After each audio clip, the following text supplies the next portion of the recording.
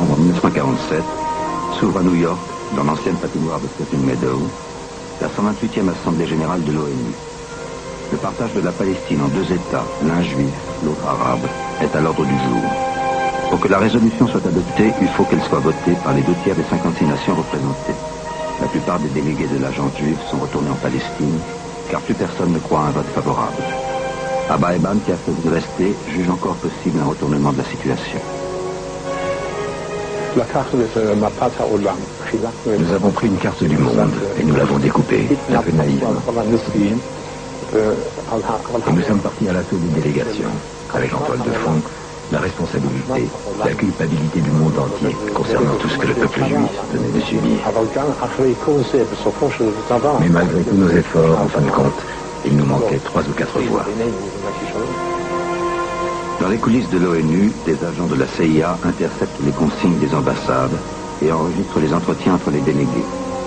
Leurs collègues du futur Mossad truffent de micros les pupitres des représentants des différents pays. Nous savions donc la plupart du temps où nous en étions, quelles étaient nos chances.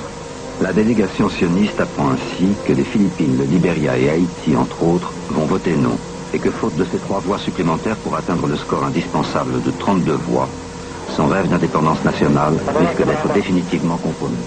Le président Truman demande alors à la délégation américaine de tout faire pour obtenir le partage, d'exercer toutes les formes de pression possibles sur les pays réticents ou indécis. C'est Truman lui-même qui a finalement pris la décision. Plus rien ne pouvait l'arrêter. C'était un génie de la décision. Il était déterminé et tous les autres ne pouvaient que le suivre. 26 sénateurs américains prennent en charge le président philippin, qui est à la veille de recevoir d'importants crédits du Congrès, et lui font comprendre qu'il est de son intérêt de modifier son vote.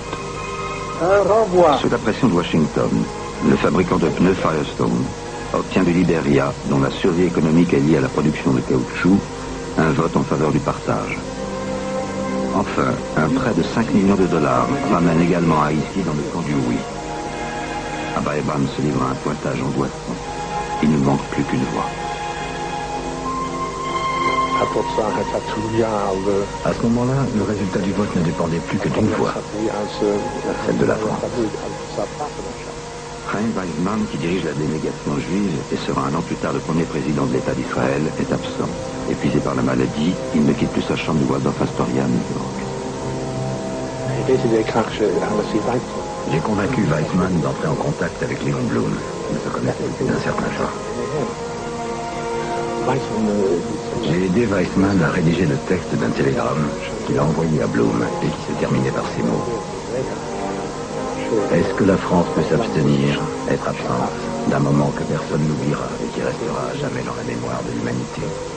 Blum a été très ému et a usé de toute son influence. If there was no agreement between the parties, we shall proceed to vote. Soviet Union, yes. United Kingdom, Spain, United States, yes. Quand le représentant de la France, Alexandre Parodi, qui avait été résistant, a prononcé le mot crucial, oui. France, yes.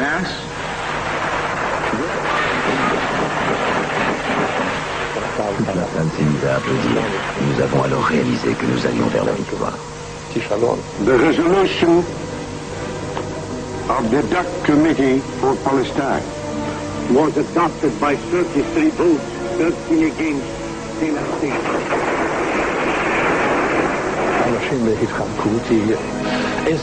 Les gens s'embrassaient. Une des raisons de cette victoire vraiment stupéfiante a été sans l'ombre d'un doute la Shoah. Le souvenir du génocide était encore présent. L'exodus en était le symbole. Bien sûr, ce n'est pas l'exodus qui a été à l'origine de la création de l'État d'Israël, mais les gens avaient forcément fait le rapprochement.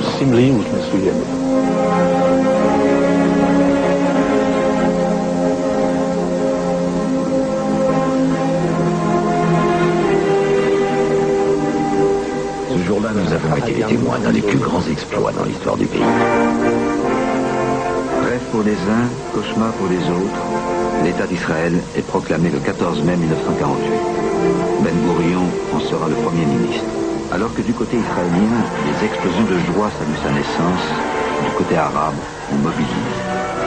Dès le lendemain, les armées de 5 pays arabes envahissent cette Palestine administrée depuis 30 ans par la Grande-Bretagne.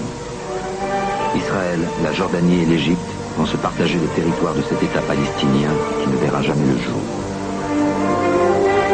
Des centaines de milliers d'Arabes vont prendre le chemin de l'exil. Après la guerre de 48, vont suivre, en dehors d'une expédition à Suez en 56 et une tension permanente avec l'Égypte, 20 années de paix relative où... L'idée de glisser ma petite quenelle dans le fond du fion du sionisme est un projet qui me reste très cher, extrêmement attaché. Donc mon geste personnel de campagne sera celui-là. Ça, je veux que tu le vois, je veux que tu te le prennes, je veux que tu te le manges.